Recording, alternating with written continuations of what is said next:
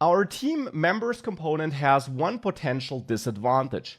It's now only loadable through routing. Why?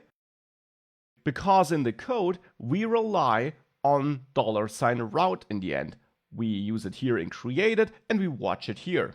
So if you would use this component by simply embedding it in the template of another component, let's say you change your application and you now suddenly want to use this differently, or you use it in different places, one time loaded through routing, another time used through its tag in the template, then this would be problematic. It might be better if team members would be loaded such that you get props, that you simply get your team ID as a prop. That's how you would build this component if it would not be loaded through routing. You would get the team ID through props, and in all the places where you need the ID, instead of using this $route, you use this team ID, referring to that prop. And here you could then watch this prop for changes, for example.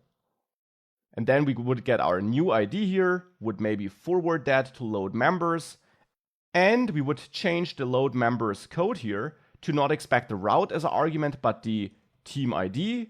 And therefore, we now just got team ID as an argument here, and we can delete that old first line. But if we save that it won't work, we see nothing on the screen for /t2.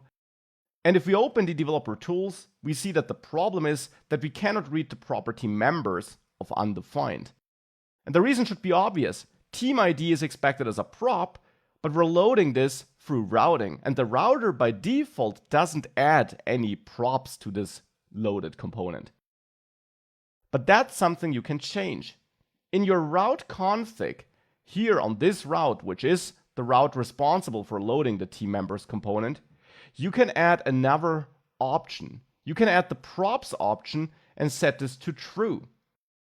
And this does one important thing. It tells the view router that the dynamic parameters should be passed into this component as props rather than just on the $route property. So now you will have a prop of the name you defined here after the colon, in my case team ID. The value, which is now part of the URL, will now be passed in as a prop into this component when it's loaded. So with props true, if you save that and reload, now this works again. And now we have one advantage.